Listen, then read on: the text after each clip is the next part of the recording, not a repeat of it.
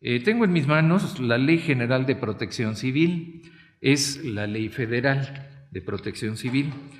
En ella, en las definiciones, se hace un recuento de cuáles son estos fenómenos que de alguna manera quienes estamos involucrados en la protección civil tenemos que tomar en cuenta. Me voy a permitir leer rápidamente algunas de ellas. Por ejemplo, los fenómenos antropogénicos, que son agentes perturbadores producidos por la actividad humana.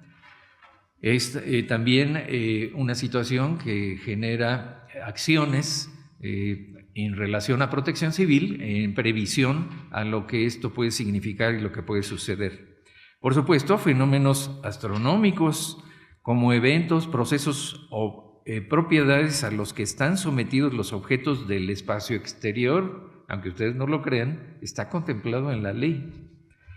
Incluidos estrellas, planetas, cometas y meteoros. Algunos de estos fenómenos interactúan con la Tierra, ocasionándole situaciones que generan perturbaciones que pueden ser destructivas, tanto en la atmósfera como en la superficie terrestre. Entre ellas se cuentan las tormentas magnéticas y el impacto de los meteoritos. Si quieren ustedes conocer uno de los meteoritos más antiguos que hay en el planeta Tierra, visiten el Museo de Geología, que está en la colonia Santa María, ahí frente al pabellón Morisco. Hay una piedra especialmente antigua que tenemos en México, por cierto. Yo no sé si ustedes lo saben. Entonces, también hay fenómenos naturales perturbadores producidos por la naturaleza. Yo creo que aquí podemos hacer una enumeración de varios de ellos, ¿no? El agente perturbador, que se denomina fenómeno geológico, que tiene como causa directa las acciones y movimientos de la corteza terrestre. A esta categoría pertenecen los sismos, las erupciones volcánicas, los tsunamis, la inestabilidad de laderas, los flujos, los caídos o derrumbes, los hundimientos, la subsidencia y los agrietamientos. Quizás ustedes estén informados que en el Atlas Nacional de Riesgo, que publica CENAPRED, un grupo de investigadores de la Universidad Nacional Autónoma de México, especialmente dirigidos por la doctora Dora Carrión Freire, acaba de incorporar, que es un trabajo también que no deriva de los sismos de septiembre pasado, en el Atlas Nacional de Riesgo, información sobre agrietamientos, hundimientos en la ciudad. Yo creo que en la Facultad de Arquitectura, los arquitectos, quienes construimos este entorno que tenemos alrededor de nosotros en las ciudades, en las calles, en los edificios, tenemos que estar muy pendientes de estos avances científicos, porque no podemos de ninguna manera dejar de considerarlos, ¿no? Yo creo que en ese sentido tenemos una responsabilidad y no solo hay que estar enterados, sino saber cuáles son las acciones que debemos de tomar. Estos son los fenómenos geológicos. La doctora Carrión Freire está en el Instituto de Geociencias de la universidad que está en Juriquilla, en la ciudad de Querétaro. No está incluso en la Ciudad de México.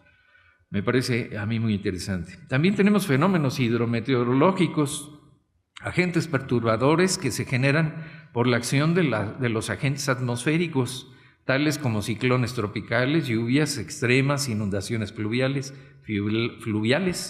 costeras y lacustres, tormentas de nieve, granizo, polvo, electricidad, heladas, sequías, ondas cálidas, gélidas y tornados. No los voy a leer todos para no aburrirlos, pero lo que quiero es que se den cuenta de que la protección civil no nada más son sismos, ¿de acuerdo? Entonces, en ese sentido, vamos a tratar de que la revisión que hagamos con las conferencias que vamos a tener a partir del día de hoy, pues nos permitan hacer un seguimiento y conocer cuáles son estos agentes perturbadores y las acciones que hay que tomar. El objetivo del simposio es que ustedes, los asistentes, conocerán los orígenes y consecuencias de los fenómenos perturbadores que dañan al territorio nacional para crear una cultura de previsión y prevención que mitigue el efecto de los accidentes y desastres bajo una gestión integral de riesgos. Por ahí, ahorita afuera me estaban comentando algunas personas sobre alguna terminología que también tenemos al respecto de la protección civil. A mí me parece que el Programa Interno de Protección Civil, que es el documento que más analizamos en el diplomado, es un documento muy importante. Ese documento no lo puede integrar cualquier persona. A mí me parece que tiene que recibir una formación y una capacitación constante para poder entender todo lo que significan los fenómenos que ahorita estamos platicando. En consecuencia, alguien me dice, no, es que el Programa Interno de Protección Civil ya no existe, es otra cosa, ya estamos cambiando. En la ley general, sí se menciona como tal el Programa Interno de Protección Civil y dice, es un instrumento de planeación y operación circunscrito al ámbito de una dependencia, entidad, institución o organismo del sector público, privado o social que se compone por el plan operativo para la Unidad Interna de Protección Civil, el plan para la continuidad de operaciones y el plan de contingencia. Y tiene como propósito, fíjense bien, mitigar los riesgos previamente identificados y definir acciones preventivas y de respuesta para estar en condiciones de atender la eventualidad de alguna emergencia o desastre. Esta es la definición que viene en la ley. En consecuencia, sí vamos a hablar del Programa Interno de Protección Civil, evidentemente. Y sí mismo, yo quiero nada más comentarles que por ahí me encontré un texto que dice que la protección civil nació a instancias del Convenio de Ginebra el 12 de agosto de 1949, siendo su principal misión la protección de las víctimas de los enfrentamientos armados internacionales. La propuesta fundamental es proteger a la sociedad de las hostilidades a las que se pueden ver sujetas en estos contextos, asistirlas y ayudarlas a recuperarlas de las consecuencias inmediatas. Este programa ha sido desarrollado por el maestro Roberto Hernández Alarcón, quien es presidente de la Brigada de Rescates Topos México.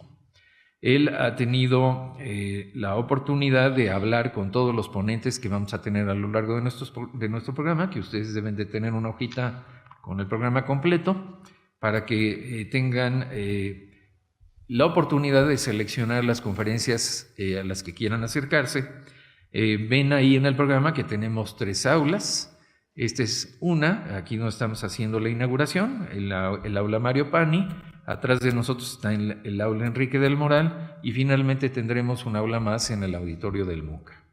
Bueno, nada más quisiera yo darle la palabra a Roberto Hernández Alarcón para que les dé la bienvenida e iniciaremos con mucho gusto con el arquitecto Honorato Carrasco Mar. Buenos días, qué bueno que están todos los más interesados. En verdad es un proyecto que se vino pensando hace mucho tiempo y conjuntamente con la Universidad de Anáhuac, con la Universidad Metropolitana, con la Universidad Iberoamericana, en donde pues nos damos cuenta que la protección civil no se puede atender de una sola persona, una sola organización. Tenemos que estar involucrados. Y realmente hay mucha disposición de muchas instituciones en hacer este evento. Evidentemente nos cuesta mucho trabajo porque ya lo teníamos organizado para el 19 de septiembre y el posponerlo cambió para muchas personas y por eso hemos tenido muchos espacios. Pero yo creo que hay gente muy importantaza y muy preocupada de lo que le sucede al país. Y bueno, pues tenemos la oportunidad de contar con gente que nos va a poder aclarar muchas cosas, muchos problemas que suceden en todo el país. Bueno, yo tengo mucho gusto en presentarles a ustedes al arquitecto Honorato Fernando Carrasco Mar. Él es arquitecto por la Facultad de Arquitectura de nuestra institución, titulado en 1986 con mención honorífica por su proyecto de regeneración social en una zona degradada a través del impulso y acceso generalizado a la cultura. Es profesor de carrera de la Facultad de Arquitectura en nuestra universidad desde hace más de 25 años en las áreas de proyecto y tecnología. Su labor como tutor y asesor de alumnos es altamente apreciada en la comunidad de jóvenes y ha contribuido a que sus alumnos hayan merecido importantes premios en competiciones estudiantiles, entre las que destacan 3 premios en el Decatlón Solar 2014, un concurso con otras universidades del mundo que se celebró en Versalles, Francia, y en donde nuestra facultad, con esta dirección, obtuvo 3 premios. Él fue secretario general de la Facultad de Arquitectura de la UNAM desde el 2009, así como candidato a la dirección de la misma en 2012. Ha sido representante ante el Comité Académico del Programa de Maestría y Doctorado en Urbanismo de la Dirección de Estudios de Posgrado de esta facultad. Ocupó durante 4 años la coordinación de vinculación y proyectos especiales en la facultad y fortaleció de manera significativa las colaboraciones en el ámbito de los 3 niveles de gobierno, con iniciativa privada, organismos descentralizados del Estado y organismos no gubernamentales. Ha sido invitado a participar en distintos talleres internacionales, así como a impartir conferencias y seminarios en distintas universidades dentro del país, así como en Estados Unidos de América y Latinoamérica. Su trabajo académico y profesional le ha merecido ser invitado a distintos programas televisivos y radiofónicos en México con alcance internacional. También ha participado en esta labor de difusión del quehacer arquitectónico y proyectual a través de la coordinación y curaduría de exposiciones temáticas, así como en diferentes muestras colectivas a nivel nacional e internacional. Sí tengo yo que mencionar que es miembro distinguido de distintas asociaciones profesionales como el Colegio de Arquitectos Mexicanos y la Sociedad de Arquitectos Mexicanos, en donde actualmente se desempeña como vicepresidente de Acción Urbana. Es miembro de número de la Academia Mexicana de Arquitectura y forma parte de distintas organizaciones civiles en las que ha participado en dinámicas de discusión para el mejoramiento del ámbito de la convivencia urbana, particularmente en el tema de movilidad y espacio público. Ha sido invitado como jurado en encuentros de importancia, entre los que destacan bienales de arquitectura y de arquitectura de paisaje. También vivienda sustentable, entre otros. Ha sido distinguido con 2 medallas de plata en bienales mexicanas y una mención en la Bienal Iberoamericana de Montevideo. Su labor profesional se ha desarrollado en trabajos multidisciplinarios con destacados arquitectos especializados en diferentes tipologías arquitectónicas, en donde parte de su obra ha sido publicada en diversos artículos y compilaciones coordinadas por connotados investigadores de arquitectura. Es compilador y coautor de los libros Proyectos de la serie Textos FA y Casa, prototipo de vivienda sustentable, además de participar con artículos académicos en diferentes publicaciones. La conferencia está titulada Comportamiento de los edificios de la Ciudad de México durante el sismo del 19. Con ustedes, arquitecto Honorato Carrasco Mar, para quien pido un aplauso. Muchas gracias.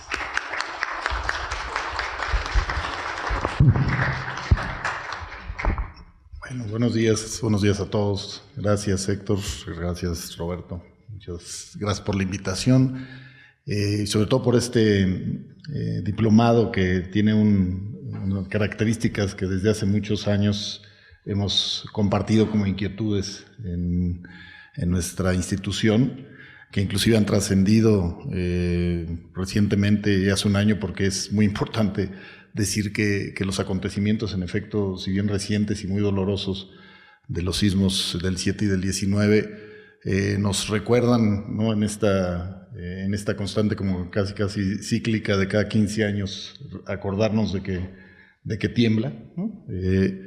En el caso de la facultad, esta conciencia es, digamos, perenne, es constante, tanto que se trató de incluir esto de manera muy significativa y creo que se logró en el nuevo plan de estudios.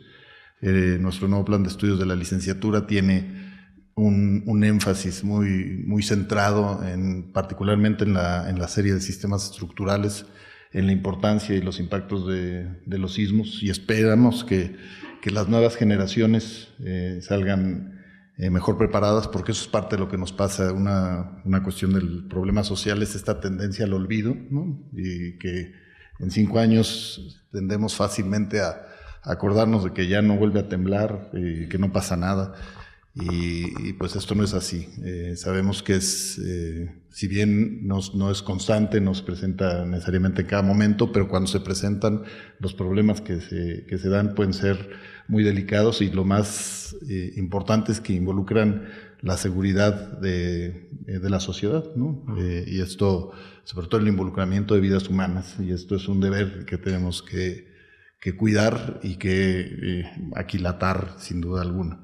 Hay que recordar en ese sentido lo que Sina Lomnitz dice sobre la Ciudad de México, ¿no? Que no es una zona de riesgo sísmico, es una zona de certeza sísmica, ¿no? Nos habla esta condición en la que estamos constantemente involucrados. Por lo tanto, y por lo mismo, coincido plenamente con Héctor en el sentido de que los programas de protección civil, por supuesto, tienen que considerar las condiciones, en este caso de las edificaciones, y sus, digamos, estas posibilidades o sus ámbitos de riesgo, y qué es lo que de alguna manera puede considerarse un factor de cuidado en el caso y de consideración de nuestros programas. Ahora resulta también muchos que, derivado de los sismos, también salen expertos en sismicidad por todos lados, ¿no? Ya ahora todo el mundo resulta experto en sismos. Yo, déjenme decirles, yo no tengo una formación muy profunda en sismos. Lo que sí tengo es digamos, primero una condición. Soy director responsable de obra, igual que Héctor, y que algunos, no muchos, porque no vemos muchos DROs. Hubo ahorita, precisamente, como usted lo recordará, una carencia muy importante y digamos, focos prendidos alrededor de esta figura que determina el reglamento de construcciones. Y esto nos obliga a así estar, digamos, revisando por un lado las condiciones. Nos tocó en muchos casos y compartir con muchos compañeros la necesidad de hacer las revisiones en los edificios inmediatamente después del sismo. A mí me tocó estar desde el mismo día 19, acudir a la casa del arquitecto y a iniciar procesos de revisión y de dictamen de varias edificaciones. Al final acabé revisando como 24 escuelas y como cerca de también alrededor de 20 edificios de diferente condición, desde habitación, oficinas. O sea, fueron 3 semanas de actividad muy intensa de revisar precisamente las condiciones. Y pues sí, ni hablar, ahí el problema que de alguna manera sabemos cuáles son en muchos casos los orígenes que derivan de lo que acabaron siendo estas fallas, y que tristemente en muchos casos ni fueron previstos o simplemente fueron desatendidos. Y un poco pues yo entiendo el objetivo de la plática es precisamente el tratar de mostrarles a ustedes, para efectos de todo lo que va a ser esta conformación de sus programas, dónde pueden estar estos principales áreas de riesgo o condiciones de riesgo, para que a su vez sean valoradas y ponderadas e incluidas en sus programas. Entonces me permití hacer esta presentación, me voy a permitir irla avanzando. No sé, probablemente lo mejor sea que la vea de frente, con su permiso. Lo primero que quise, digamos, de alguna manera hablar con ustedes y transmitir con ustedes es esta idea que los sismos, por un lado, nosotros nos fijamos normalmente en cuáles fueron los efectos, pero inclusive, y una preocupación muy personal, tiene que ver, por ejemplo, con toda la preparación que desarrolló en este caso la Ciudad de México. Sabemos que acaba de ser aprobada apenas ayer o antier la nueva ley de reconstrucción de la Ciudad de México. Esta ley, desde mi punto de vista, es una ley hecha un poco al vapor, porque no se detuvo a revisar precisamente lo que eran las causas que habían generado digamos, todos los daños que pudimos observar en la ciudad. Entonces me parece para mí central primero empezar a entender cuáles son las causas, cuáles son los efectos, para entonces sí proponer acciones y revisiones. En este caso el gobierno de la ciudad tuvo la decisión probablemente por cuestiones de orden político, vayan ustedes a saber, de tomar una reacción inmediata y proponer una ley que ya hoy estamos, digamos, ya sujetos y obligados todos. Y me parece que no necesariamente reconoce todas las causas. La siguiente, por favor. Entonces, bueno, primero para entender cuáles son las causas, vamos a hacer un brevísimo repaso de cuáles son los principales variables, ¿no?, que de alguna manera afectaron o tuvieron un factor determinante en lo que fue en el caso de ambos sismos, tanto el del 7 como el del 19. Primero tiene que ver las particularidades del propio sismo, es decir, cómo acontece el fenómeno, que sabemos que es un fenómeno geológico derivado de la subducción de placas, pero cómo es que estos finalmente se comportan. Otra condición, digamos, otro efecto muy importante y central en el caso de la Ciudad de México particularmente, no necesariamente en los alrededores de Morelos o Oaxaca, pero en el caso de la Ciudad de México sí, las condiciones del suelo, que es central, y finalmente las características de los propios edificios, cómo es que están resueltos, conformados, construidos. Entre estas tres variables es, digamos, digamos, cóctel bajo el cual se generó, digamos, toda esta gran cantidad de daños. La siguiente. Para hablar en este caso del sismo, pues tendríamos que hablar de sus principales condiciones, sus principales factores. En el caso particularmente el del 19, uno de los primeros factores es obviamente la cercanía. En ese sentido, si bien es cierto que el sismo no fue necesariamente atípico, sí se presentan sismos interplaca, pero digamos este sismo en particular fue, digamos, de mucha intensidad y relativamente cercano, 280 kilómetros de la Ciudad de México. Esa es una primera condición, a diferencia de los anteriores sismos. Eso lo vamos a ver un poquito más adelante. También la profundidad a la que se produce, 48 kilómetros de profundidad, que es una profundidad mayor a la normal, precisamente porque se dio, digamos, en una zona más interna dentro de la República, no necesariamente cercana a la costa. La intensidad, que sabemos, se alcanzó 7.1 grados en la escala de Richter, y finalmente la duración, que esto también está vinculado al tipo de suelo, porque ni siquiera la duración fue estrictamente igual en toda la ciudad. Hubo zonas de la ciudad donde duró más o menos 1.38 minutos, en otros lados ya alcanzó los 2 minutos de duración. Es decir, a pesar de ser el mismo sismo, tuvo diferente duración por las condiciones del suelo. Entonces, bueno, primero hablaremos de esta parte. El sismo, en realidad, cuando menos de lo que se tiene registro, de este registro que presenta la plataforma CDMX que presentó el jefe de gobierno, existe un registro de aproximadamente 11.700 estructuras que fueron registradas con algún tipo de daño, que pueden ir de leves a moderados, a severos o inclusive de colapso total. Cuando menos de ellas se habla que alrededor de 500 tendrán que ser demolidas, es decir, fueron daños mayores. Hablábamos de estas variables, de todas estas variables que finalmente dieron origen al sismo.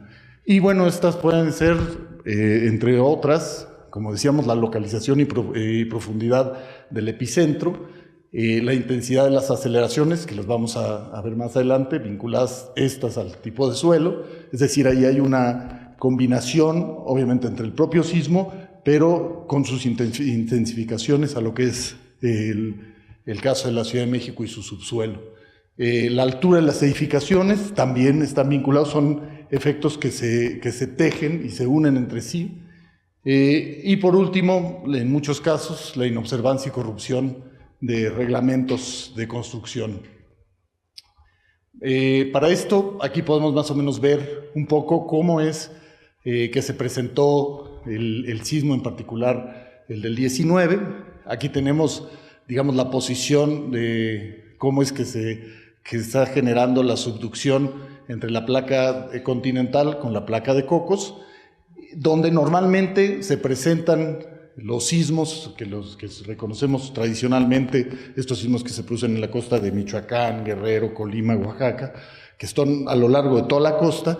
Estos sismos se le conocen como sismos de subducción, se presentan prácticamente en la región de la costa, es donde existe el mayor número de sismos, pero en este caso, el sismo del 19 se presentó, digamos, no en la zona del borde de la costa, sino mucho más, digamos, tierra adentro, ¿no? Esto también, por otro lado, no solo más adentro de la costa, sino también, por lo mismo, a mayor profundidad. De hecho, se presenta en lo que le llaman la zona de quiebre de la placa, es decir, está justo en el borde, digamos, lo que es el abismo de la subducción. En este punto es donde se presentó la ruptura. El punto rojo es el que señala la posición del sismo del 19, que está, como sabemos, su epicentro se presentó en la región de Puebla y Morelos, prácticamente a tan solo 280 kilómetros de la Ciudad de México y a 42 kilómetros de profundidad. La siguiente. Esta parte está vinculada también a uno de los fenómenos por los cuales se generaron precisamente estas causas. Aquí podemos ver cómo se comporta un esquema dentro de lo que son las capas del subsuelo, las capas geológicas, lo que le llaman el hipocentro, que es donde se presenta verdaderamente la ruptura, el epicentro, que bien sabemos es la proyección del hipocentro digamos, hasta el punto de la capa terrestre, pero sobre todo cómo se genera el fenómeno de vibración y de las ondas sísmicas, donde en la zona del epicentro, digamos, las vibraciones y las frecuencias obviamente son mucho más altas, son más intensas, y conforme se van alejando, estas ondas van abriendo su frecuencia, se alargan, por llamarlo de alguna manera, y esto produce dos fenómenos. El primero, que en la zona, digamos, cercana al epicentro, los movimientos se presentan muchos en sentido vertical, lo que conocemos como los movimientos trepidatorios, y en las zonas, digamos, ya más alejadas, se empieza a generar como un fenómeno más bien ondulatorio. La siguiente. En este sentido, lo que comentábamos, si bien el sismo, estamos acostumbrados mucho a estos sismos de la costa, de estos sismos de subducción, no tanto a los sismos de interplaca, y esto es lo que generó que el sismo del 19 fuera diferente, y por eso fue apreciado no solo por todos nosotros, bueno, cuando menos yo no sé su experiencia, la mía propia, yo viví perfectamente el sismo 85, viví el sismo de ahora del 2017, y en lo personal, lo he compartido con muchos, este sismo a mí me pareció mucho más fuerte que el de 85, y esto tiene una explicación precisamente en los periodos y en este comportamiento emparejado entre sismo, entre periodo, entre frecuencia y entre suelo. Esta combinación es la que finalmente genera que la intensidad apreciada sea mucho mayor. ¿Y a qué me estoy refiriendo? Precisamente a esta mezcla de los periodos de vibración del suelo conjuntamente con la región en la que nos ubicamos. En este caso, el movimiento hizo que estas sacudidas, vinculadas a lo que se conoce en realidad, las sacudidas es esta forma en la que apreciamos el sismo, está traducida como lo que se conoce como la aceleración máxima del suelo, es decir, qué tanto proceso de aceleración recibe en este caso el subsuelo. La aceleración se mide en gravedades, es decir, comparado con cualquier elemento que sabemos, por ejemplo, en el caso de un objeto en caída libre, que su velocidad y su aceleración es de 9.8 metros sobre segundo al cuadrado.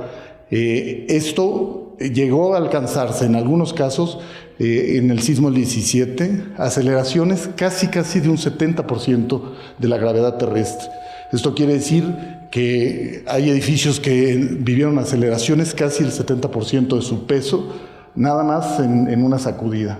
Es muy intensa, muy fuerte. Eso es lo que causó en muchos casos la mayor parte de los daños. En este caso, esto está vinculado también, y esto es un factor que se ha venido revisando, con lo que son las alturas de las estructuras. Está vinculado, por un lado, el periodo de vibración con la cercanía del epicentro, con el tipo de suelo y con la altura de las edificaciones. Estos tres factores, sobre todo cuando son coincidentes, son los que provocaron la mayor cantidad de daños. ¿Esto qué quiere decir? Que, por ejemplo, ondas, lo que hablábamos en la anterior gráfica, ondas con mayor periodo de oscilación, ondas más largas, amenazan en este caso a estructuras más altas. ¿Por qué? Porque los periodos de vibración, también de las estructuras altas, son igualmente mayores. Cuando entran en concordancia o en resonancia, esto intensifica los efectos sísmicos. Pero también pasa en sentido contrario, es decir, ondas de periodos de oscilación corto van a afectar a estructuras bajas, también de periodos cortos. Este fenómeno no lo habíamos apreciado del todo, porque los sismos previos habían sido, muy lejanos, y en particular, por ejemplo, el sismo 85, sus principales afectaciones se dieron en edificios, de mayor altura, de 12 a 18 pisos. Este sismo, por las características, sobre todo de las frecuencias, acabó golpeando a otra gama de edificios y de edificios de altura, particularmente en la Ciudad de México, en la zona de transición, que es la que vemos aquí en color gris, ¿no? Toda esta es la parte de transición, y vemos en rojo señalados los edificios que sufrieron colapso o daño muy severo. Y si hacemos esta coordinación, vamos a darnos cuenta que la mayor parte de estos edificios se ubicaban en puntos de la zona de transición, donde las frecuencias del suelo, las frecuencias de periodos de vibración del suelo, variaban de medio segundo a un segundo. Estos periodos de vibración coinciden, a su vez, con los periodos de vibración de edificaciones que van de 4 a 12 niveles. Por eso es que muchos de estos edificios fueron los que mayor daño sufrieron.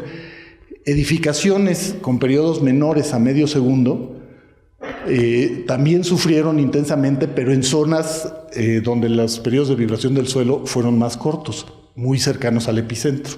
Por eso es que en las zonas de Morelos, en las zonas de Puebla, vemos que las edificaciones muy bajas, menores a 4 niveles, fueron las que recibieron tremendos impactos, por esta misma coincidencia. La siguiente, por favor. Entonces, bueno, por un lado tenemos el propio sismo, y ya lo vimos también cómo se vincula en este caso al suelo.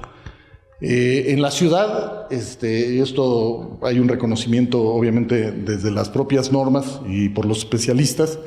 Existe una distribución. Dice, los especialistas en mecánica de suelos dicen que México es el lugar ideal la Ciudad de México es el lugar ideal para estudiar mecánica de suelos, porque es la pesadilla de cualquier especialista. Existen todos los tipos de suelo, con todas las variantes de resistencia, pero también con todas las variantes de periodos de vibración y de variables que inclusive no son en muchos casos desconocidas. Esto en la ciudad también está vinculado a nuestros orígenes.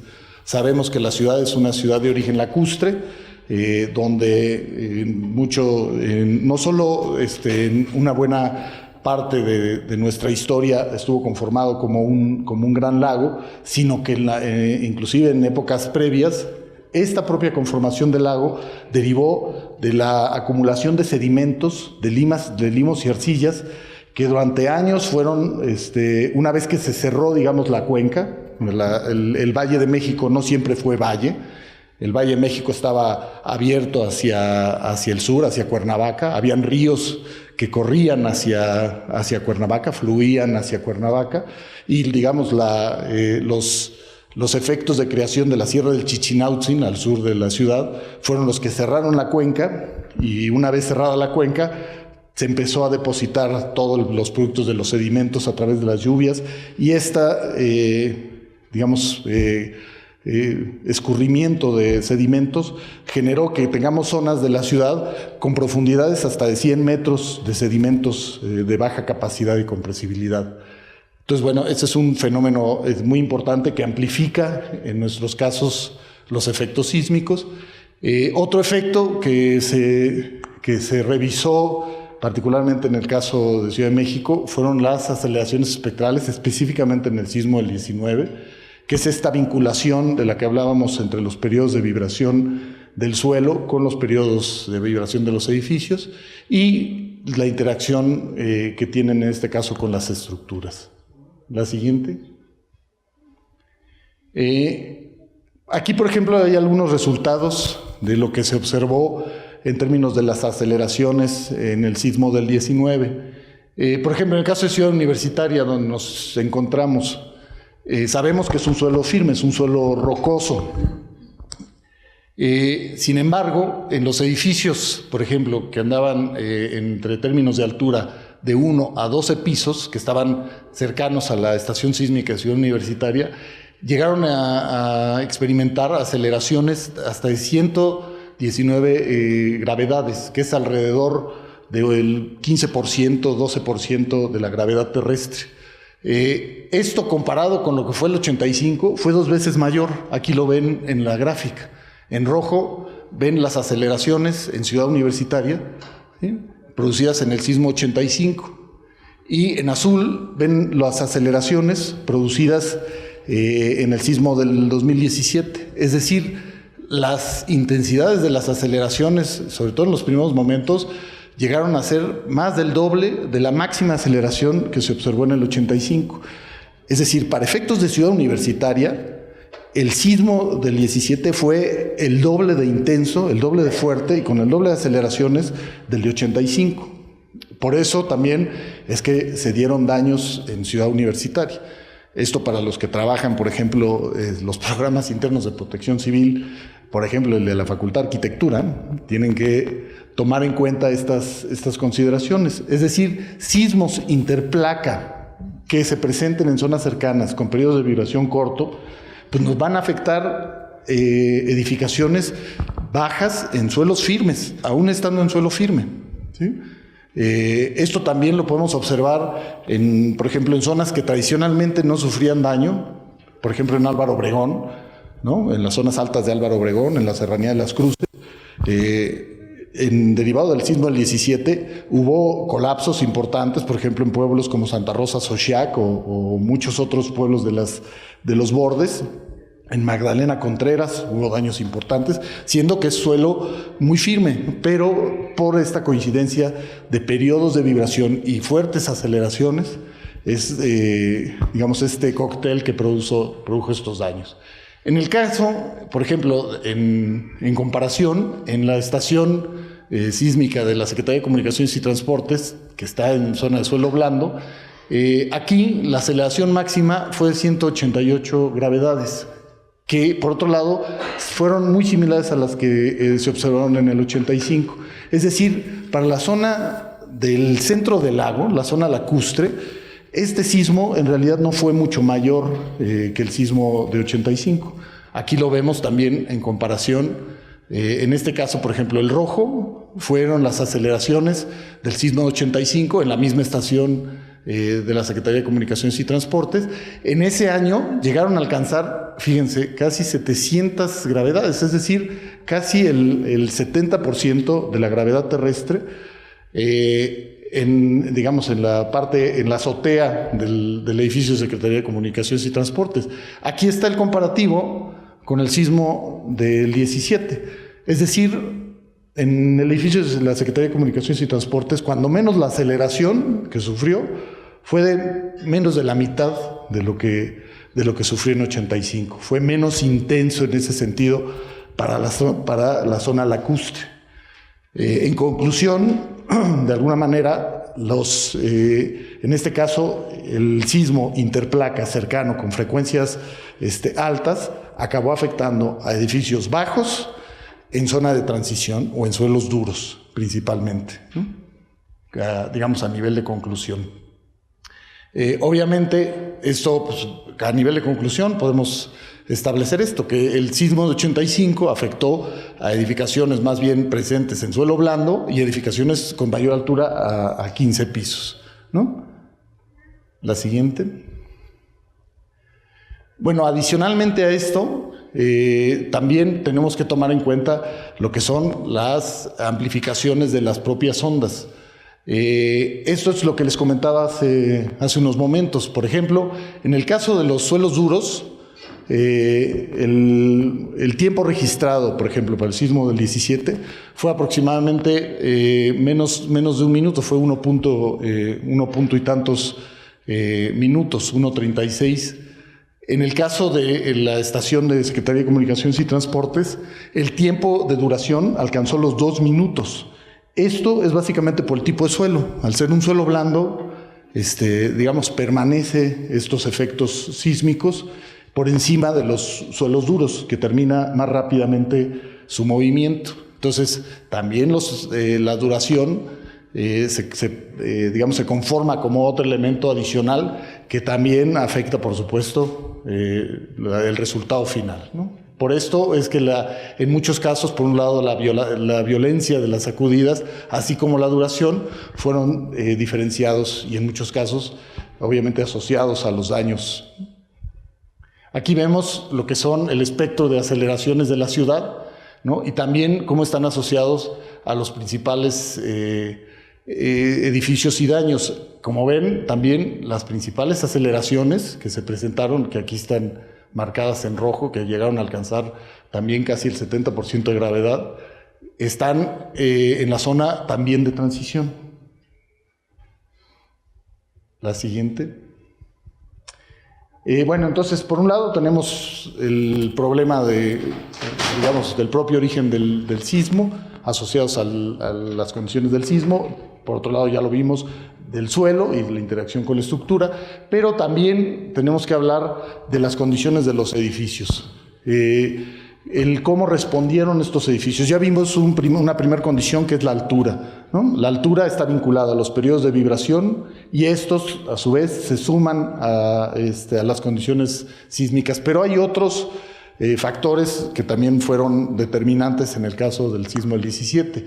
En los primeros casos, casi un 70% de las edificaciones que sufrieron daños de severos a muy altos fueron edificaciones, digamos, pre-85, es decir, fueron hechas con coeficientes de diseño ya caducos, que ya no están en operación. Por poner tan solo un ejemplo, edificios, por ejemplo, hechos en los 70s, sus coeficientes sísmicos estaban alrededor de 0.16, cuando la nueva norma nos habla de coeficientes sísmicos de 0.4. Es decir, estaban casi diseñados a una tercera parte de lo que era es la capacidad que tienen ahora los edificios hechos post-85.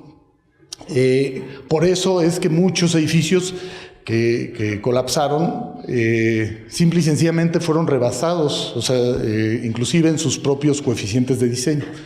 Eran edificios ya antiguos que tuvieron esta condición. No es que estuvieran mal diseñados. Para efectos de su época fueron bien diseñados, pero las condiciones del sismo los rebasaron. En otra buena parte, sobre todo los que sí son, digamos, los que sufrieron daño post-85, ahí sí podemos hablar de errores de diseño, ahí sí podemos hablar errores de edificación o de regulación incumplida. Es decir, edificios que simple y sencillamente no respetaron las normas, no respetaron los coeficientes de diseño y por lo tanto acabaron sufriendo los efectos. Otro factor muy importante que yo le quise dar especial atención es también el que muchas edificaciones desatendieron las recomendaciones que establece nuestro propio reglamento y específicamente las normas complementarias de sismo respecto de las condiciones de regularidad de las edificaciones. Ahorita vamos a ver en qué puntos son en los que de alguna manera estas variantes no fueron reconocidas. Y por último también hubo fallas en términos de la calidad de los materiales, también de los procesos constructivos, en muchos casos asociados a variantes de corrupción, a variantes de abuso de constructoras o de desarrolladoras. La siguiente, por favor. Entonces, bueno, básicamente, en general, se habla mucho finalmente en medios y también la molestia social, habla mucho de la corrupción. En efecto, hubo varias edificaciones que fueron sujetas a estas, pero digamos dentro del total, y es importante me parece señalarlo, creo que el porcentaje es relativamente menor. Tendríamos que empezar hablando y señalando que la mayor parte de las edificaciones realizadas bajo el reglamento de construcciones, digamos ya mejorado, el de 2004, no tuvieron, digamos, problemas significativos, salvo algunas, muy pocas. En el caso de colapsos totales, estamos hablando de 3 edificaciones que son post-85, de un total de 38, es decir, no alcanza ni el 9%, el 8% de estas edificaciones. Esto quiere decir que en general el reglamento de construcción de alguna manera cumplió, no fue excedido por los factores de diseño del 17. Esto también es algo que hay que revisar porque, por otro lado, también ya fue anunciado por parte del jefe de gobierno que las normas complementarias van a tener modificaciones. Nos está diciendo desde hace aproximadamente 3 semanas que ya van a publicar las normas, que ya se van a publicar las normas. No las ha publicado, pero no sabemos en qué términos vengan estas modificaciones. ¿Y por qué es importante este comentario? Porque un poco lo que hablábamos, lo primero sería revisar las causas. Si en verdad hubo, digamos, una falta de calidad en las normas actuales, es decir, donde los coeficientes sísmicos y los coeficientes de resistencia no son los adecuados, pues entonces sí habría que cambiarlos, ¿no? Pero si esto no es así, si los coeficientes de resistencia que todavía presenta el actual reglamento son suficientes, no veríamos razón, cuando menos muchos de nosotros, no veríamos razón para modificarlos. ¿Y por qué lo señalamos? Porque una modificación de este tipo puede llegar a ser muy onerosa, muy costosa. Cambiar un coeficiente sísmico, por decir algo, el coeficiente sísmico actual para edificios, digamos, de la mayor resistencia está alrededor de, ya lo decíamos, 0.4, cuando hace varios años estaba en 0.16. Variarlo, por ejemplo, por ahí se dice, ¿no?, dentro de los chismes, porque no se sabe todavía nada en muchos casos, salvo los que están trabajando las normas, que los coeficientes probablemente los podrían incrementar hasta 0.5, o sea, un incremento del 20% en el coeficiente sísmico puede significar un encarecimiento brutal para lo que son las construcciones y las edificaciones.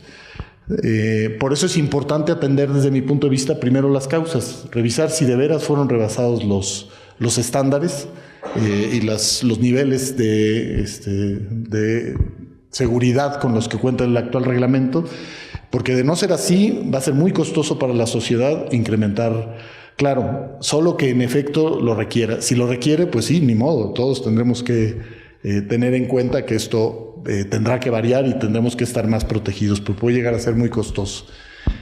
En ese sentido, un poco lo que decíamos, la mayor parte de las edificaciones modernas, post-85, no debían de haber sufrido daños. Y en efecto, la mayor parte no lo sufrieron, o sufrieron daños, podemos calificarlos de moderados a leves. No pusieron en riesgo la mayor parte de ni las vidas humanas, ni el patrimonio en general edificado, y digamos, cuidaron y respetaron las fuerzas con las cuales fueron diseñadas. salvo casos muy excepcionales, que esos hay que revisar en particular, por ejemplo, el caso de Zapata 56, o el caso de algunos edificios que sí tuvieron daños, pero que probablemente no se deban al reglamento, al seguimiento del reglamento, sino más bien a la inobservancia, a la corrupción, a problemas de otro orden, digamos, con otro diagnóstico. La siguiente, por favor. Entonces, bueno, les comentaba de las condiciones de regularidad.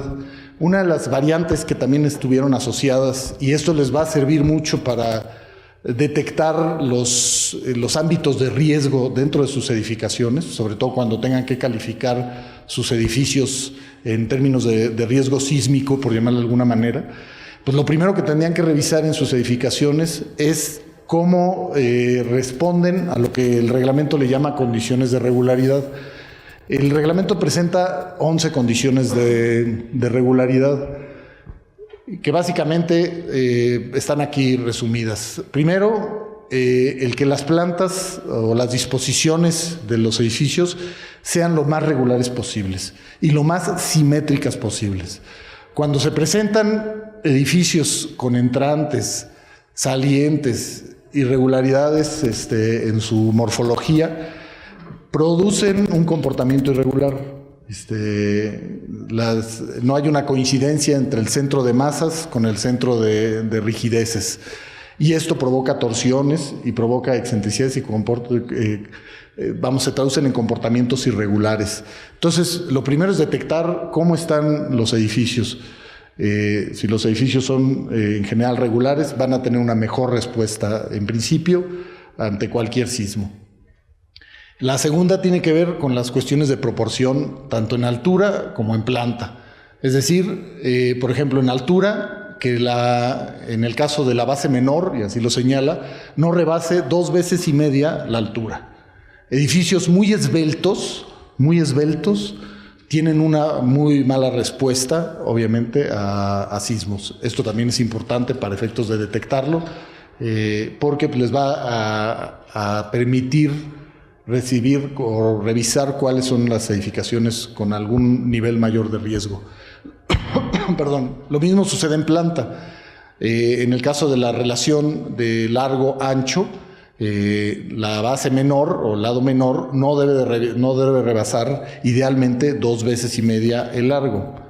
Hay que decir que estas condiciones de regularidad, lo que señala el reglamento, no es necesariamente su cumplimiento, que probablemente eso tal vez sí debería de convertirse en obligatorio. Lo que hace el reglamento es más bien lo genera como un carácter, digamos, restrictivo. Les dice, a ver, quienes no cumplan con estas condiciones, les voy a incrementar las necesidades de coeficiente sísmico y van a tener que diseñar sus edificaciones bajo parámetros más seguros y más rigurosos. ¿Esto qué quiere decir? Que eventualmente sí podemos encontrar edificios pues, con proporciones mayores, ¿no? Pero van a tener, se supone, un reforzamiento desde el punto de vista de su diseño y de su cálculo.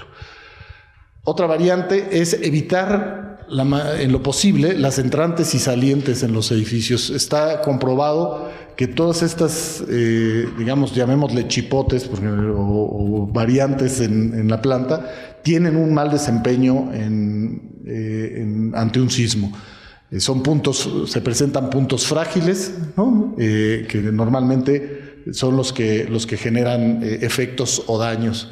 Entonces también idealmente es buscar evitar este tipo de condiciones, o si ya existen, detectarlas y revisar su cuidado.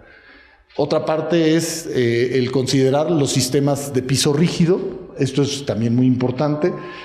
Una parte que se revisó y que se ha detectado es, por ejemplo, que sistemas estructurales de piso no rígido, por ejemplo, los sistemas de flat slab o losa plana, son con una pésima respuesta al sismo. En México todavía son permitidos, cuando en muchos países del mundo ya no están permitidos por norma su ejecución. Esto idealmente, ¿qué quiere decir? Pues hay que reforzarlo con un sistema de marcos, idealmente, traves de resistencia en ambos sentidos. ¿no? Edificios con, digamos, falta de rigidez en el sistema de entrepiso o del diafragma provocan un riesgo mucho mayor. La siguiente. Lo mismo en el caso de aperturas. Se recomienda en general que las aperturas no rebasen el 25% de la superficie en planta, es decir, dobles alturas, huecos, vacíos, que luego los arquitectos estamos muy acostumbrados a ejecutar, deben de restringirse en lo posible para efectos de conservar el efecto de resistencia precisamente del diafragma, que aporta los entrepisos como también sistema de resistencia a efectos sísmicos. Si nosotros le abrimos un agujero, pues obviamente estamos reduciendo la capacidad de resistencia de este elemento, ¿no? Eso también es importante para efectos, porque ustedes pueden hacer en la valoración de sus programas de protección civil, pueden hacer una calificación de estas 10 condiciones de regularidad y detectar cómo están, en este caso, sus edificios, ¿sí? Y ver si esto les va a significar un riesgo. Otra parte es, obviamente, evitar las concentraciones o los diferenciales de peso en los diferentes entrepisos. Lo que recomienda, en este caso las condiciones, es que no se exceda el 110% del peso del piso inferior.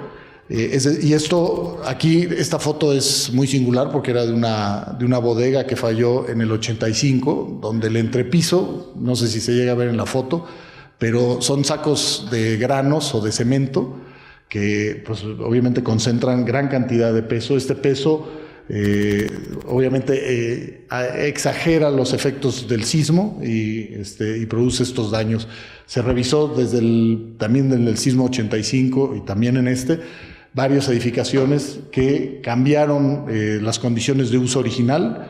Si habían sido diseñados como oficinas o como comercio, como fuera, y se le generó una variante, pues sobre todo para bodegas o para fábricas o para otro tipo de condición, esto provoca un riesgo importante. En este caso también sería importante para ustedes revisar que las condiciones originales de diseño no hayan sido o no estén siendo modificadas.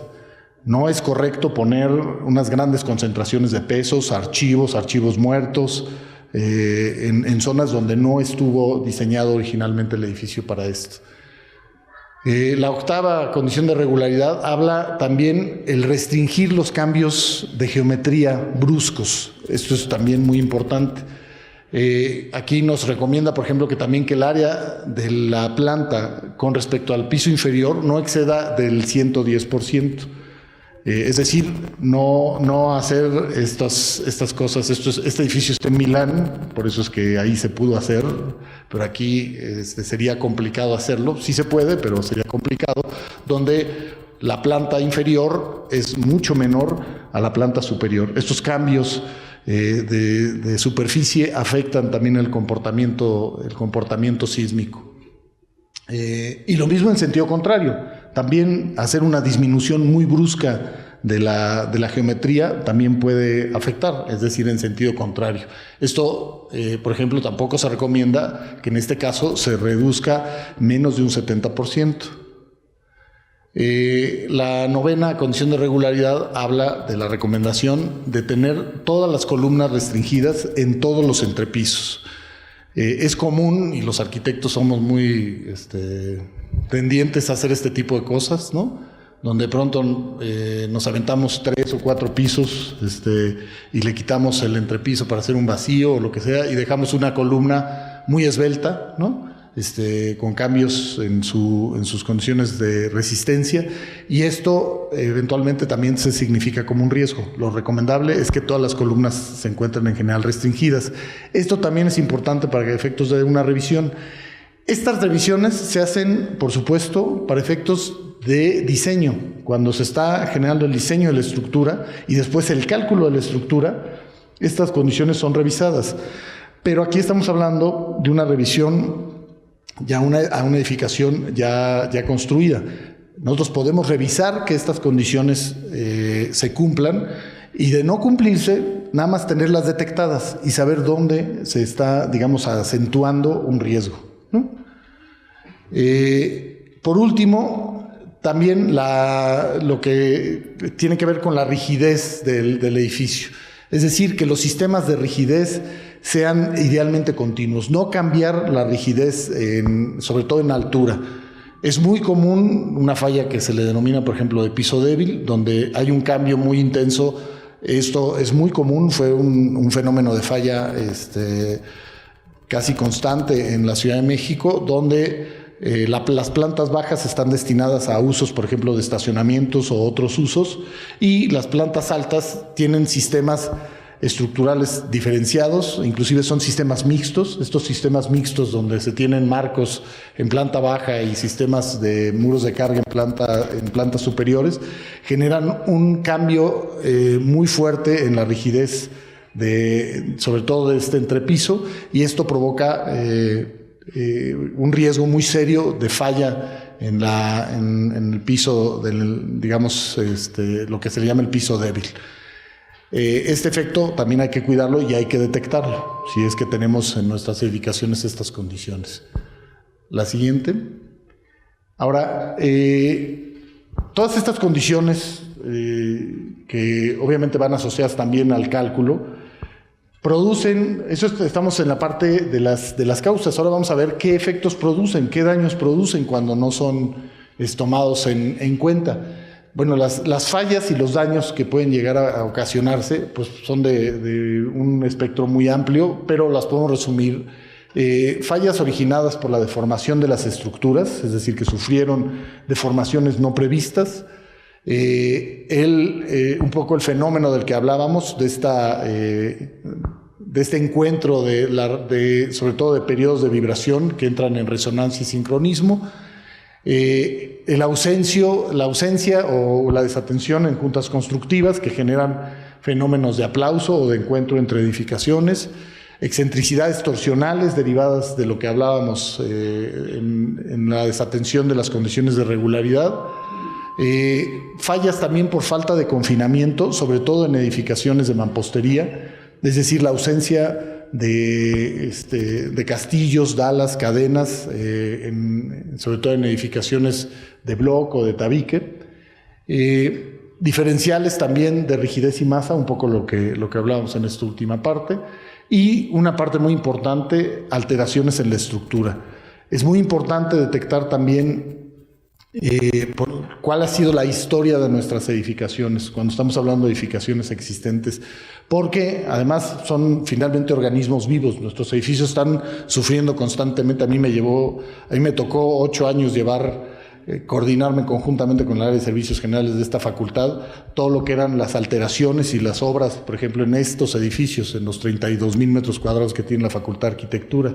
Y nos tocaba hacer obras donde hacíamos modificaciones desde tirar muros, abrir espacios, pero hay que hacerlo siempre con la conciencia del respeto al sistema estructural, el cuidado del sistema estructural. Es fundamental entenderlo, porque cuando se altera la estructura pueden llegarse a sufrir daños muy importantes.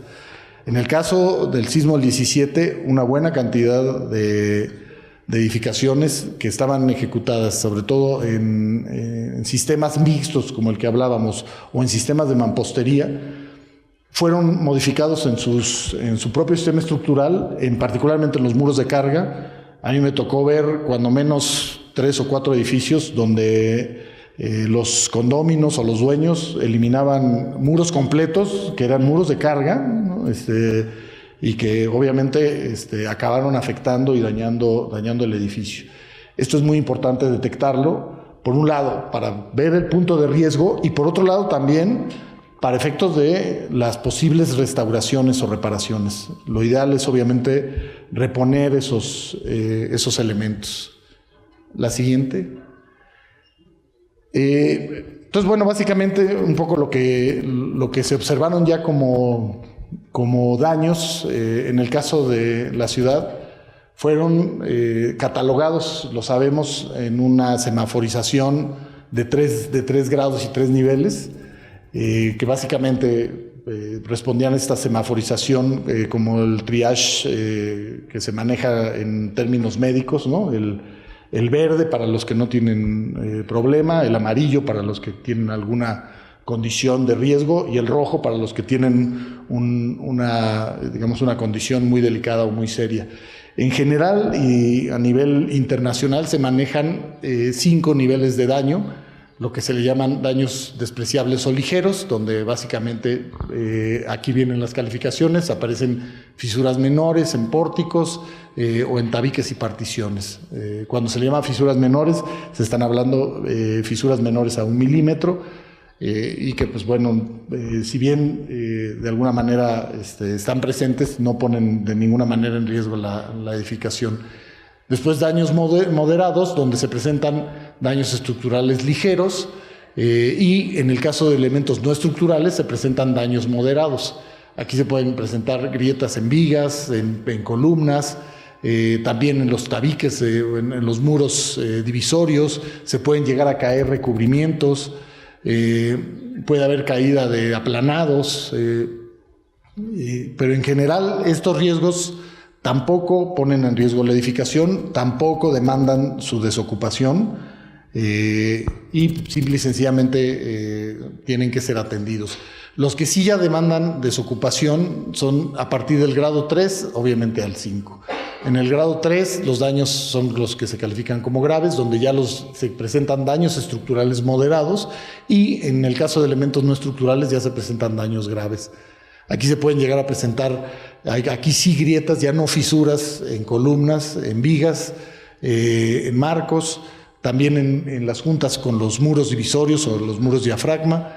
Hay desprendimiento de aplanados, pandeos en las armaduras, grandes grietas en los muros divisorios y caídas obviamente de aplanados.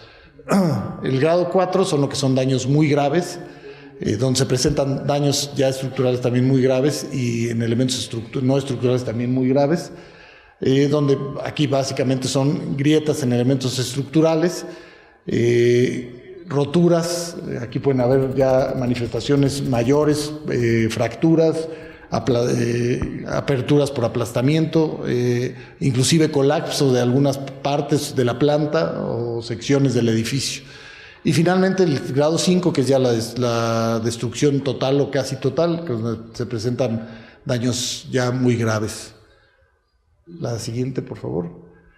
Ahora, para que más o menos hacer un análisis, me permití traer un comparativo de lo que fueron los principales edificios colapsados dentro de estos 38 que tuvieron el colapso total durante el sismo del 17, y más o menos tratar de ver con ustedes cuáles fueron los efectos que de alguna manera provocaron las condiciones. Este es el primero, no sé si lo reconozcan, pero bueno, es el edificio que estaba en Viaducto y la calle de Torreón, en la parte, digamos, de lo que es la parte de la Narvarte Norte, la colindancia entre la Roma Sur y la Narvarte Norte.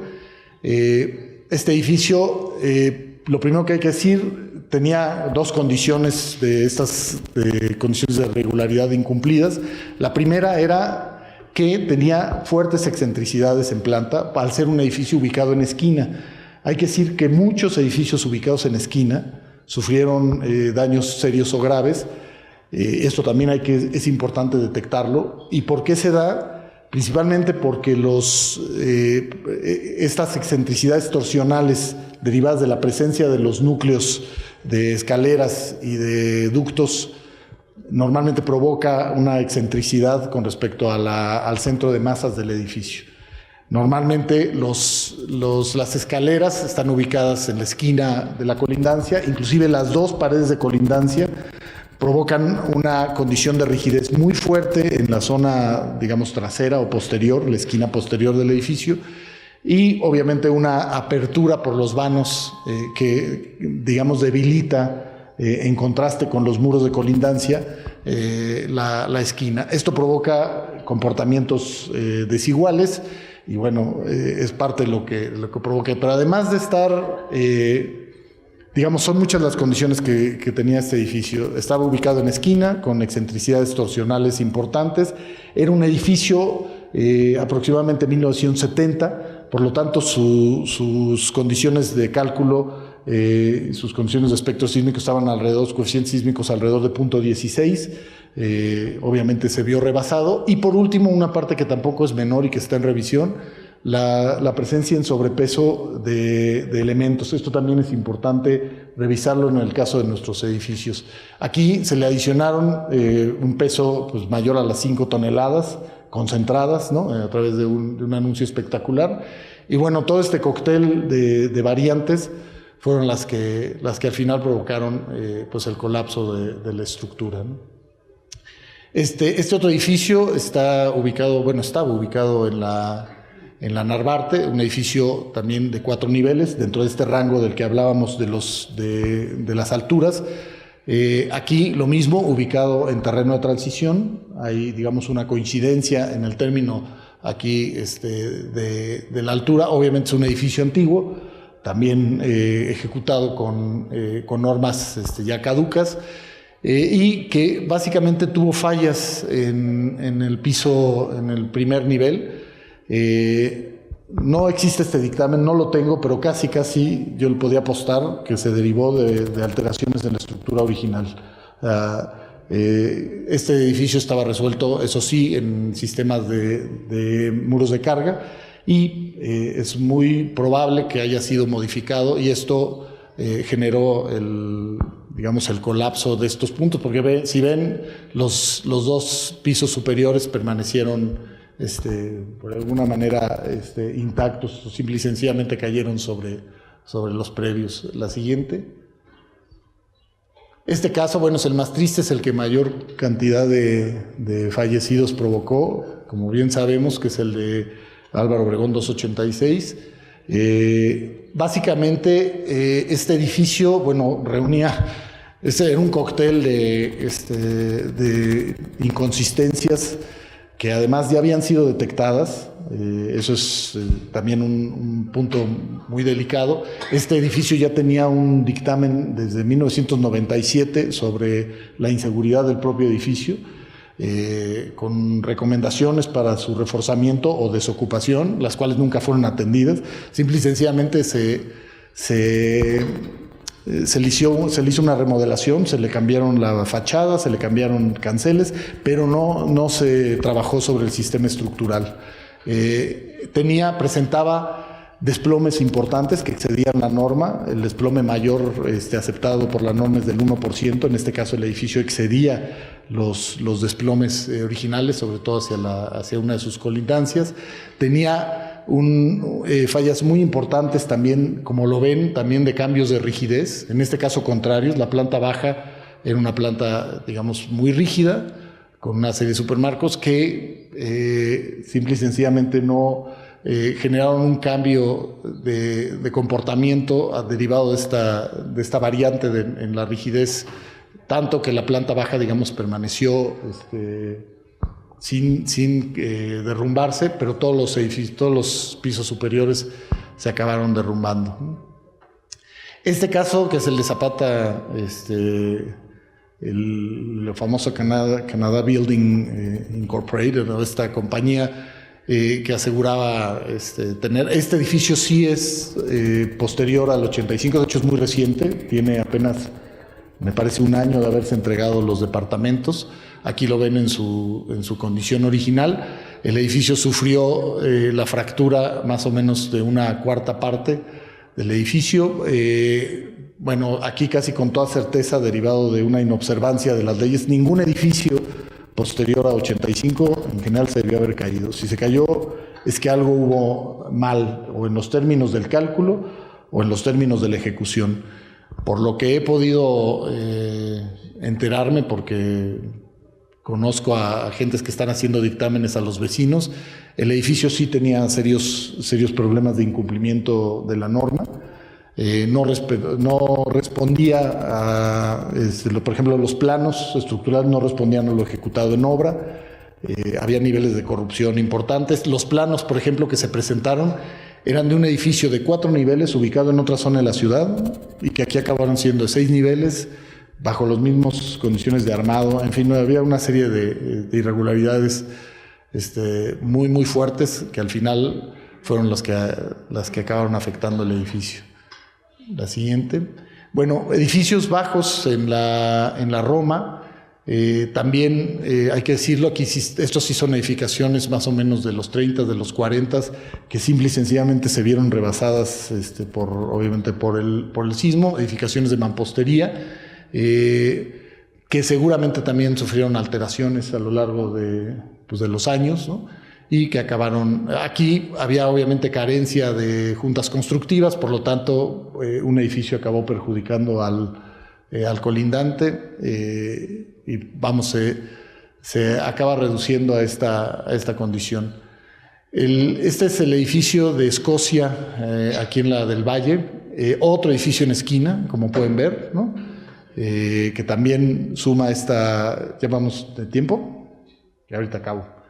Bueno, estas condiciones de esquina, que también sumado al problema del piso débil, ¿no? Un estacionamiento en planta baja, y pues acabó generando esta problemática. La siguiente. Bueno, el edificio de Génova, que sabemos que ya está anunciada su demolición. Obviamente rebasaba las condiciones de regularidad que observábamos, no incumplía en términos de las proporciones con altura y base menor. Vemos grandes concentraciones de peso que inclusive fallaron, seguramente tinacos o cubos de elevadores, y que acabaron provocando los daños en el resto de la estructura. Obviamente también el edificio es pre-85. Este es el edificio de la Secretaría de Economía, me parece, ahí en Cuauhtémoc, que básicamente también, por lo que entiendo ya el carácter de este edificio, por lo que me han comentado, ya es de irremediable demolición, pero bueno, habrá que ver en qué sentido lo apuntan. La siguiente, vamos más rápido. Bueno, el tristemente célebre colegio Repsamen, que básicamente podemos hablar, obviamente, de modificaciones a la estructura original, es decir, la adición de peso no contemplado en la estructura original. El edificio de Medellín y San Luis Potosí, que este es un ejemplo muy serio de lo que significa la falta de respeto a los programas de protección civil.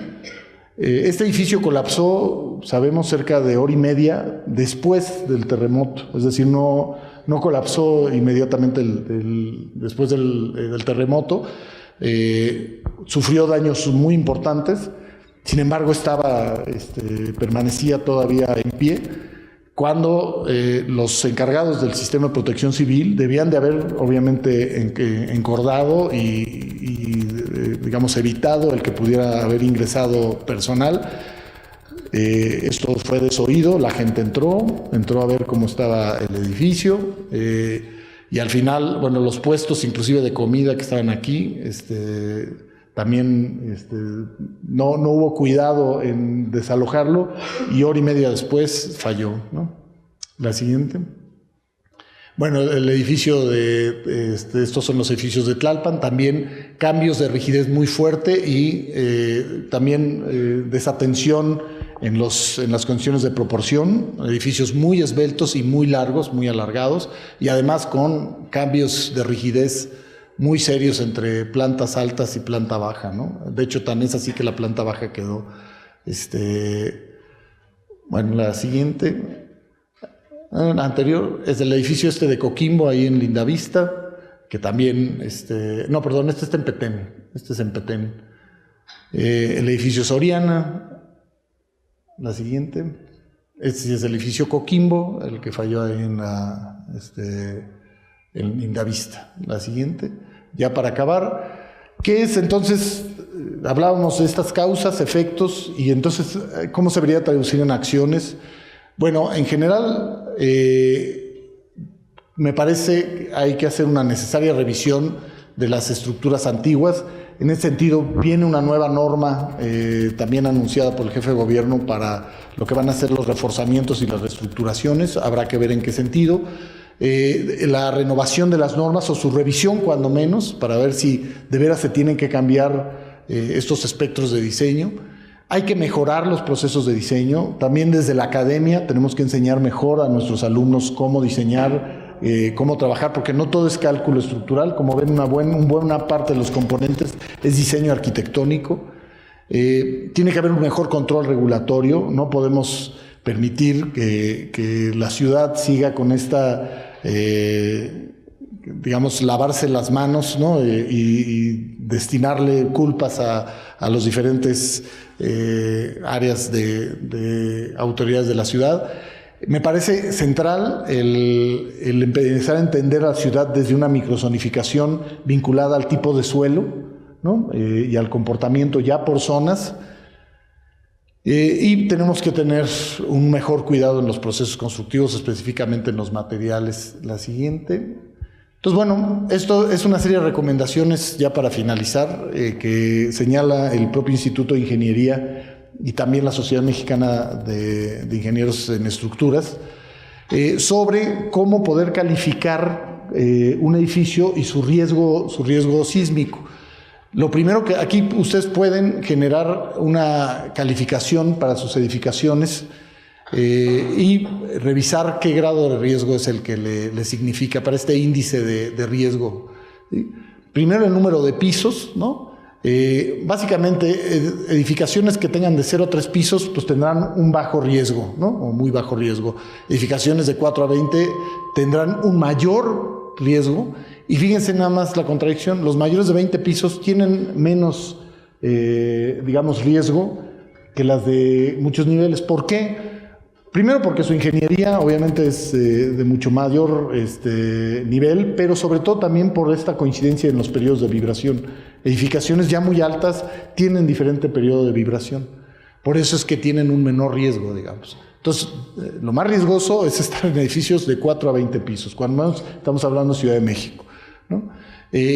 Irregularidades en planta, lo que hablábamos: si se presentan irregularidades, edificios que se presenten como regulares, pues tendrán muy bajo riesgo sísmico. Aquellos que se presenten irregulares tendrán un riesgo importante, y los que sean muy irregulares tendrán un fuerte riesgo sísmico. Si se presentan huecos en planta, un poco lo que hablábamos. Si no tienen huecos, ¿no? O son menores al 20%, pues prácticamente no tienen riesgo. Si presenta entre un 20 y un 50% de aperturas, pues tendrá un riesgo mucho mayor. Y si presentan un mayor al 50% de aperturas en planta, pues tienen un muy alto riesgo sísmico. En el caso de la altura y esbeltez, lo mismo. Edificios que se permanezcan por debajo de 2.5 en esta relación permanecerán como regulares. Los que lo rebasen y tengan cierta conformación tanto en altura como en la relación de esbeltez en los diferentes niveles, pues se podrán considerar regulares. Y los que presentan bruscos cambios muy fuertes, esto es en corte o en alzado, pues se presentarán como muy irregulares, son de muy alto riesgo sísmico. La siguiente. Esta parte, la parte de entender las plantas bajas, ¿no? Sobre todo si se presentan sin presencia en pisos débiles, sin muros intermedios, ¿no? El riesgo será muy alto, con cambios de rigidez muy fuerte. Cuando se presenten cambios de rigidez, lo que hablábamos, parecido a lo que vimos en el edificio de Tlalpan. Si se presentan muros en planta baja, intermedios, bueno, pues tendrá un riesgo mesurado o medio. Y si no tiene diferencias de rigidez, es decir, cuando el sistema de columnas o de marcos sigue en el resto de los niveles, aquí, digamos, no hay cambios de rigidez, por lo tanto, tiene poco riesgo sísmico. Esta parte es importante también, lo que hablábamos, las irregularidades por esquina. Obviamente, si el edificio se encuentra aislado, es decir, no tiene condiciones de colindancias, pues va a tener muy poco riesgo en ese sentido, tiene muy bajo riesgo sísmico. Si está en medio de colindancias, solo tiene 2 colindancias laterales, pues tendrá un riesgo intermedio, pero si está en esquina, será de un riesgo muy alto, ¿sí? Esto para que también, insisto, lo valoren, lo pueden calificar. Esta presentación se las voy a dejar. No es material mío, es material producido por el Instituto de Ingeniería y la Sociedad Mexicana de Ingenieros Especialistas en Estructuras. Pero creo que ayuda mucho para calificar los riesgos sísmicos en edificios. La presencia con colindancias en otros edificios, ¿sí? sí presentan separaciones, en el caso de las alturas vinculadas al tipo de separación. Si estos rangos no están incumplidos, bueno, pues presentarán mayor riesgo sísmico.